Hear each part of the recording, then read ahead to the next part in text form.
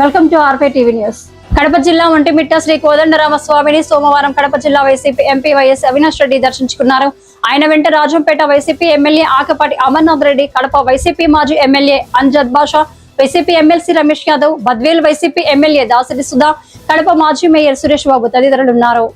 వారికి ఆలయ అర్చకులు మంగళ వాయిద్యాల మధ్య పూర్ణ కుంభ స్వాగతం పలికినారు.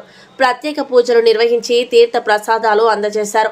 అనంతరం ఆయన మీడియాతో మాట్లాడుతూ ఒంటిమిట్టలో 1వ తేదీన జరిగే సీతారాముల కళ్యాణాన్ని టీడీపీ వారు అందరి సమన్వయంతో వైభవంగా నిర్వహించాలన్నారు. నియోజకవర్గాల విభజనలో కడప జిల్లాలో ఇప్పటికీ 15 నియోజకవర్గాలు ఉన్నాయన్నారు. ఒంటిమిట్టకు ఉన్న ప్రాముఖ్యతను దృష్టిలో పెట్టుకుని ప్రత్యేక నియోజకవర్గంగా చేయాలని, అందుకు మా వంతు మద్దతు కూడా తెలుపుతామన్నారు.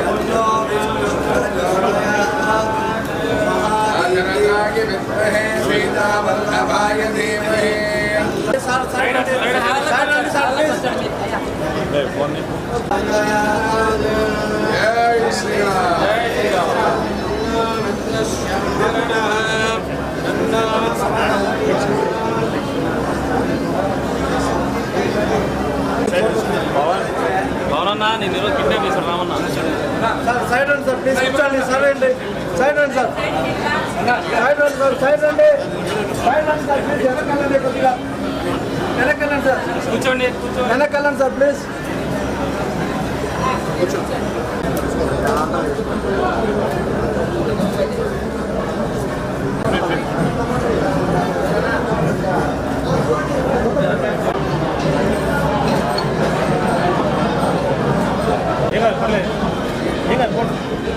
నమ్మకం లేదా, కాన్ఫిడెన్స్ లేదా, ఒక డాక్టర్ దగ్గరికి మనం ఒక పేషెంట్కి వెళ్ళిపోతాం. డాక్టర్ ఉజ్వలంగా వ్యక్తిని ఇంకొక వ్యక్తిని అదే డిసిజన్ చూపిస్తే అది మెడిసిన్ రాయిస్తాడు. ఇక్కడ ప్రాబ్లం ఒకటే కంపెనీ మారుతా ఉంది. ఇంకా మన కండిషన్ ఒకటి ఇక్కడ ఏం మన సంస్కృతి చెప్పింది. ఏ దేవుడికి వచ్చినా రాము కావచ్చు, కృష్ణుడు కావచ్చు, ఎంతమంది ఏదైనా అన్ని మంచి బాగా చూసుకోవాలి, అన్నవాళ్ళు బాగా చూసుకోవాలి, సర్వప్రాణి మోసుకోవాలి, మాంసాహారం తగ్గించుకోవాలి, చిత్తగిరి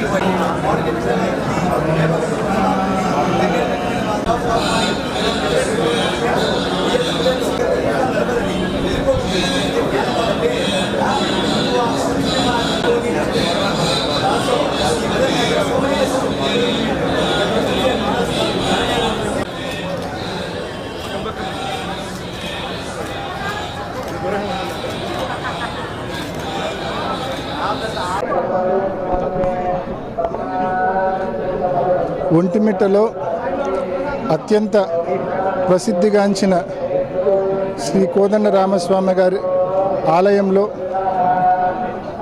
మరి శ్రీరామనవమి బ్రహ్మోత్సవాల సందర్భంగా మార్చి 26 నుంచి ఏప్రిల్ 5 వరకు జరిగే ఈ బ్రహ్మోత్సవాల సందర్భంగా ఇవాళ నేను, నాతో పాటు మా స్థానిక శాసనసభ్యులు ఆకేపాటి అమర్నాథ్ రెడ్డి గారు, మా మాజీ మేయర్ సురేష్ బాబు గారు, అదేవిధంగా ఎమ్మెల్సీలు రామచంద్రారెడ్డి గారు, అదేవిధంగా మన రమేష్ యాదవ్ గారు, మా ఎమ్మెల్యే బద్వేల్ ఎమ్మెల్యే సుధమ్మ గారు, అదేవిధంగా మాజీ మేయర్ పాకా సురేష్ గారు, అందరం అంజద్ బాషా గారు, ఇక్కడ స్థానికంగా ఉన్న వాళ్ళు నాయకులు అందరం కూడా ఇవాళ మరి రామాలయంలో స్వామిని దర్శించుకోవడం జరిగింది.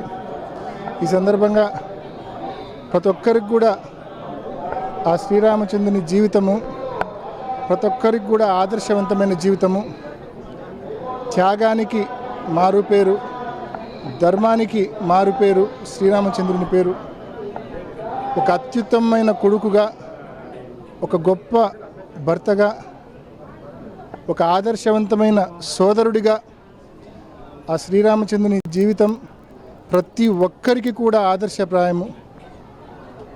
అటువంటి ఆ శ్రీరామచంద్రుని ఆశీస్సులు, దీవెనలు ప్రజలందరిపైన ఉండాలని, మన ప్రాంతం సుభిక్షంగా ఉండాలని, రైతులందరూ బాగుండాలని మనస్ఫూర్తిగా ప్రతి ఒక్కరికి ఆ శ్రీరాముని ఆశీస్సులు ఉండాలని చెప్పి ఆ భగవంతుని మనస్ఫూర్తిగా కోరుకుంటూ, మరి ఎల్లుండి 1వ తారీఖున ఏప్రిల్ 1వ తారీఖున కళ్యాణం, సీతారాముల కళ్యాణం జరగబోతూ ఉంది. పెద్ద ఎత్తున చుట్టుపక్కల జిల్లాల నుంచి కూడా భారీ ఎత్తున రాష్ట్ర వ్యాప్తంగా భక్తులు ఇక్కడికి ప్రతి సంవత్సరం ఆనవాయితీగా కూడా జరుగుతూ ఉంది. ప్రతి సంవత్సరం భారీ ఎత్తున భక్తులు వస్తారు కళ్యాణానికి. మరి ఏప్రిల్ 1వ తారీఖున జరిగే కళ్యాణానికి కూడా పెద్ద ఎత్తున భక్తులు వస్తారు.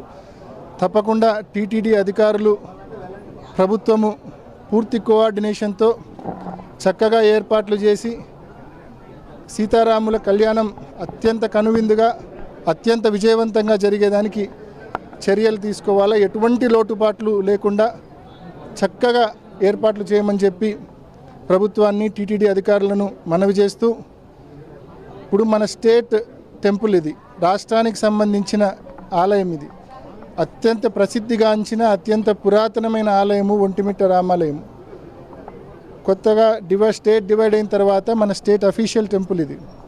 మరి ఈ నేపథ్యంలో ప్రతి సంవత్సరం కూడా ఒంటిమిట్టలో పలు రైళ్లు ఆపాలి అని చెప్పి అనేక సందర్భాల్లో మనవి చేయడం జరిగింది. ఈ సందర్భంగా కూడా ఈ బ్రహ్మోత్సవాల ముందు కూడా మనవి చేశాం. స్థానిక ఎంపీ గారు మిథున్ రెడ్డి గారు కూడా మనవి చేశారు ఢిల్లీలో. ప్రభుత్వాన్ని కూడా మనవి చేస్తూ ఉన్నాం, రాష్ట్ర ప్రభుత్వాన్ని, కేంద్ర ప్రభుత్వాన్ని. స్టేట్ గవర్నమెంట్ గట్టిగా పర్స్యూ చేసి ఈ ఆలయం యొక్క ఇంపార్టెన్సు కేంద్ర ప్రభుత్వానికి తెలియజేసి ప్రతి ఏడాది బ్రహ్మోత్సవాల సమయంలోనే కాకుండా ఏడాది పొడవునా ఇక్కడికి గుడికి భక్తులు రావడానికి సౌకర్యవంతంగా ట్రైన్ స్టాప్స్ ఒంటిమిట్ట రైల్వే స్టేషన్లో ఆపే దిశగా చర్యలు చేపట్టాలని, ఆ దిశగా కృషి చేయాలని ప్రభుత్వాన్ని కూడా మనవి చేసుకుంటూ ముగిస్తున్నాం. Thank you. బేసికల్గా డిలిమిటేషన్ అనేది మన కళ్ళ ముందు కనిపిస్తూ ఉంది. కాబట్టి ఖచ్చితంగా ఆల్రెడీ ఒంటిమిట్టకు ఉన్న ఆ గుర్తింపు రాష్ట్ర వ్యాప్తంగా ఉంది. ఒక నియోజకవర్గం చేస్తే తప్పకుండా ఇంకా బాగుంటుంది. మీ అందరితో నేను కూడా ఏకీభవిస్తున్నా. తప్పకుండా ఆ దిశగా ప్రభుత్వం కూడా డిలిమిటేషన్ చేసేటప్పుడు పాత జిల్లాలో 10 నియోజకవర్గాలు ఉంటే కొత్తగా 5 నియోజకవర్గాలు అంటే 15 నియోజకవర్గాలు ఈ జిల్లాలో ఉండబోతూ ఉన్నాయి. ఒంటిమిట్టకున్న అంటే ఎప్పటి నుంచో ఇక్కడ ఈ గుడికి, ఈ ప్రాంతానికి ఉన్న ఇంపార్టెన్స్ను, హిస్టరీని దృష్టిలో పెట్టుకొని ఒంటిమిట్టను కూడా ఒక నియోజకవర్గంగా ప్రభుత్వం అనౌన్స్ చేయాలని చెప్పి కూడా నేను రిక్వెస్ట్ చేస్తూ ఉన్నాను.